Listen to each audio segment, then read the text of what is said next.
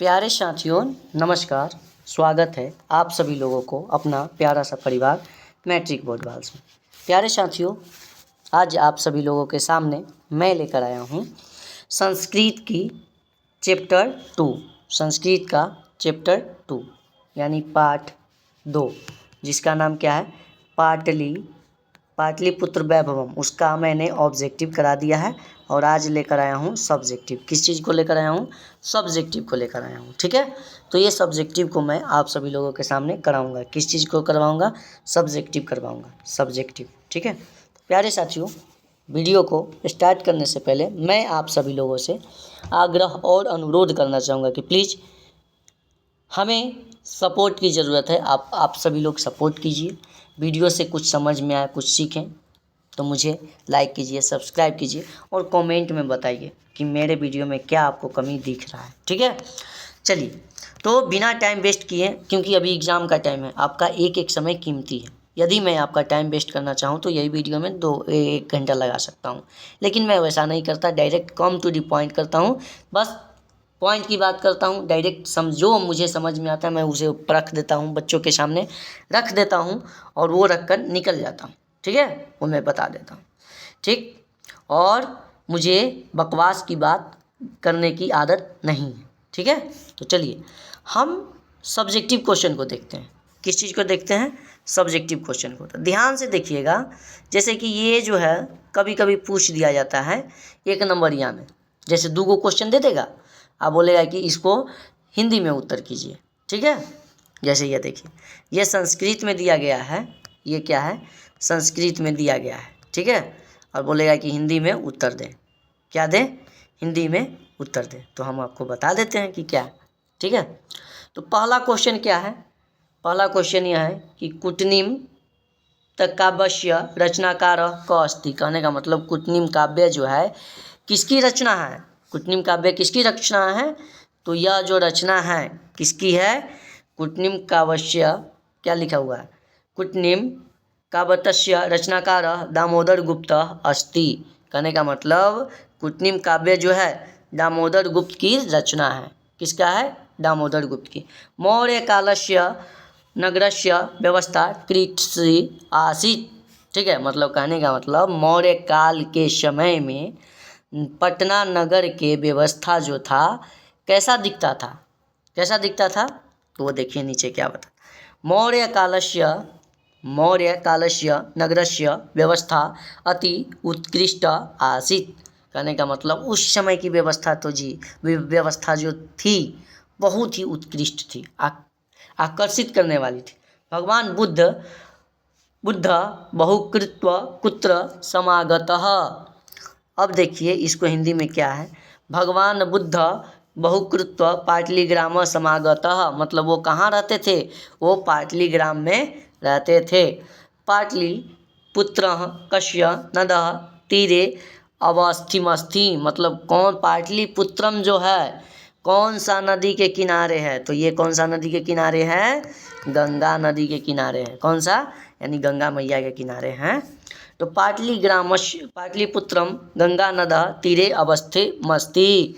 ठीक है, अगला क्या है? काव्य मीमांसा नामक ग्रंथ का अलिखत। कहने का मतलब काव्य मीमांसा नामक ग्रंथ जो है किसने लिखा? किसने लिखा? तो हम लिखेंगे काव्य मीमांसा नामक ग्रंथ किसने लिखा था? तो लिखे थे राजशेखर। कौन लिखे थे? राजशेखर जी ने लिखा था। काव्य मीमांसा नामक ग्रंथ लिखे थे। ठीक है, तो उसको लिखेंगे काव्य मीमांसा नामक ग्रंथ राजशेखर अलिखत। ठीक है, तो ये मैं आपको बता दिया फटफट 1 नंबरिया। अब चलते हैं लघु उत्तरीय प्रश्न। ठीक है, मैं आपको यह दावा दिलाता हूँ कि यदि आप ये सारे क्वेश्चन कर लेते हैं तो इसके अलावा और कोई वीडियो देखने की ज़रूरत नहीं होती है प्यारे साथियों। ठीक है, तो चलिए क्वेश्चन को स्टार्ट करते हैं बिना टाइम वेस्ट किए। ठीक है, तो ये क्वेश्चन क्या है, पढ़िए ध्यान से। लघु उत्तरीय प्रश्न है, कौन कौन विदेशी यात्री पटना आए थे? पाटलीग्राम में आने वाले विदेशी यात्रियों में यूनान के मेगास्थनीज एवं चीन के फाहयान नामक यात्री का उल्लेख प्राप्त होता है। इसके स्मरण ग्रंथों में पाटलिपुत्र का उल्लेख हुआ है। कहने का मतलब मेगास्थनीज और चीन के फायान। मेगास्थनीज कहाँ के थे? मेगास्थनीज जो थे यूनान के थे, तब बोला जाता है यूनानी यात्री मेगास्थनीज और चीनी यात्री फायान। ठीक है, इनके ग्रंथों में पाटलिपुत्र का उल्लेख मिलता है। ये सभी यात्रियों ने पाटलिपुत्र आकर उस वहाँ पे क्या किए थे? ये भ्रमण किए थे। क्या किए थे? भ्रमण किए थे। कहाँ किए थे? पटना में, यानी पाटलिपुत्र में वे भ्रमण किए थे। तो आप सभी लोग लिख दीजिएगा ना जी। ये ज़रूरी नहीं है कि यही शब्द लिखना है, समझा दिए तो कुछ भी लिख सकते हैं, लेकिन अर्थ यही होना चाहिए। जैसे देखिए, पाटलिपुत्र में आने वाले विदेशी यात्री यूनान के मेगास्थनीज एवं चीन के फायान नामक यात्री का उल्लेख मिलता है। इनके स्मरण ग्रंथों में पाटलिपुत्र का उल्लेख हुआ है। ये सभी पाटलिपुत्र आकर भ्रमण किए थे। ठीक है, आप ये भी लिख सकते हैं कि पटना में बहुत सारे विदेशी यात्री यानी कई विदेशी यात्रियों ने आया था और वे अपने ग्रंथों में पटना यानी पाटलिपुत्र को क्या किए हैं? जिक्र किए हैं। ठीक है, अब अगला क्वेश्चन क्या है? पाटलीग्राम क्या है? अगला क्वेश्चन, पाटलीग्राम संबंध में भगवान बुद्ध ने क्या कहा? कहने का मतलब पाटलीग्राम के बारे में भगवान बुद्ध ने क्या कहा? पाटलीग्राम के बारे में भगवान बुद्ध, पाटलीग्राम के बारे में महात्मा बुद्ध ने भविष्यवाणी की थी। ठीक है, जैसे कैसे अभी मोदी जी ने नीतीश कुमार के भविष्यवाणी कर दिया कि आप जब भी मरिएगा तो सीएम के कुर्सी पर मरिएगा, कि जब तक पलटू चाचा हैं, जब तक उनकी इच्छा हार नहीं हो जाती है। इच्छा हार कहने का मतलब उनका इच्छा न हो हारने का, उनको बिहार में हराना नामुमकिन है बाबू। ठीक है, तो चलिए कम टू दी पॉइंट, वो अलग थोड़ा सा चल गए थे, सॉरी। पाटलीग्राम के बारे में महात्मा बुद्ध ने भविष्यवाणी की थी। भविष्य में यह महानगर बनेगा, परंतु कलह यानी झगड़े, अग्निदाह यानी आग लगना, जलपूर्ण यानी बाढ़ की समस्या से ग्रसित रहेगा। इसका भय सर्वदा लगा रहेगा। और यह भी बोले थे कि आगे चलकर महानगर बनेगा। ठीक है, ये सारी बात अभी भी दिख रही। ठीक है, तो ये भी मैंने बता दिया। अगला क्वेश्चन क्या है? चंद्रगुप्त मौर्य के काल में पटना की रक्षा व्यवस्था कैसी थी? यूनानी यात्री मेगास्थनीज चंद्रगुप्त मौर्य के समय पाटलिपुत्र आया था। अपने स्मरण ग्रंथ इंडिका, क्या नाम है? इंडिका में उल्लेख किया कि पाटलिपुत्र की रक्षा व्यवस्था अत्यंत उत्तम है।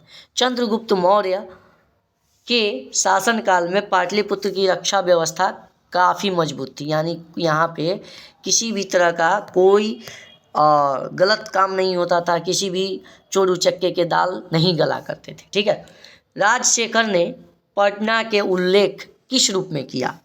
अथवा करके ये भी पूछेगा कि पाटलिपुत्र वैभव पाठ का वर्णन करे। वर्णन 4 से 5 वाक्यों में करे। ठीक है, तो ये भी हमको लिख देना। काव्य मीमांसा कार राजशेखर ने पाटलिपुत्र को विद्या की देवी सरस्वती की प्राचीन परंपरा वाले क्षेत्र स्वीकार किया है एवं शिक्षा संस्कृति शास्त्रियों की महान परंपरा वाले प्रदेश घोषित किया है, जहाँ उपवर्ष, वर्ष, पाणिनि, पिंगल, वररुचि एवं पतंजलि जैसे दिग्गज विद्वानों ने अपना कार्य किया।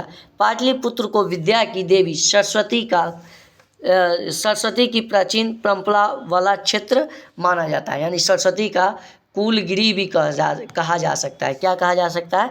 कुलगिरी भी कहा जा सकता है। ठीक है, अगला क्वेश्चन क्या है? देखिएगा, प्राचीन संस्कृत मंशों में वर्णित, प्राचीन लगता है कुछ गलत है का, प्राचीन संस्कृत मंशों में वर्णित पटना के, यहाँ पे ग्रंथों होना चाहिए, मंशों नहीं, ग्रंथों होना चाहिए, ग्रंथों। ठीक है, के वर्णित विभिन्न नामों को उल्लेख करें। अथवा पाटलिपुत्र का पुष्पपुर या कुसुमपुर नाम का उल्लेख कहाँ? अथवा प्राचीन काल से ही पाटलिपुत्र नगर कैसे प्रसिद्ध हुए, नगर के रूप में कैसे प्रसिद्ध हैं, ये हमको बताना है। ठीक है, तो चलिए बताते हैं क्या बताना है।